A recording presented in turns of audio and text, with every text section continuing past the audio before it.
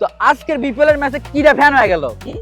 একটা মায়া মানুষ কিন্তু ফ্যান হয়ে গেছে, কিন্তু তার নামটা কি? মাই নেম ইজ আলিম আক্তার। আচ্ছা, বাড়ি কোন জায়গা? থানা হচ্ছে চাতক। সিলেট নাকি? হ্যাঁ, সিলেটের মধ্যেই পড়ে। সাংঘাতিক, দেখছো না? সিলেটে একটা মাইয়া সিলেট স্টেডিয়ামে খেলা দেখতে আসে, কিন্তু টপ ফ্যান হয়ে গেছে। তো কিরকম Wow! লাগতেছে?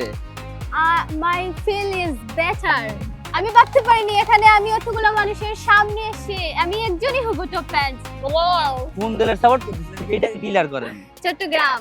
আচ্ছা, সিলেট আর চট্টগ্রামের কাহিনী কি সিক্রেটটা কিন্তু বলা লাগবে, তাড়াতাড়ি বলি ফেলো। কোনো কিছু সিক্রেট নেই ভাইয়া, এটা ভালো লাগছে তাদেরকে, আমার ওদের খেলা ভালো ছিল তাই তাদের ফ্রেন্ড হয়ে গেলাম। সাংঘাতিক কাহিনী, কিন্তু আমরা কিন্তু বুঝে ফেলাইছি সে সিলেটের একটা মাইয়া হয়ে সিলেটে হুড়ি হয়ে কিন্তু চট্টগ্রামে সাপোর্ট করতে চিন্তা করা যায়। যাই হোক, কখনো কি ভাবছিলেন যে এই মাঠের মধ্যে দাঁড়ায়া মানে player of the match, man of the ম্যাচের সাথে আপনি মনে করেন যে ব্যাটে একটা অটোগ্রাফ নেবেন?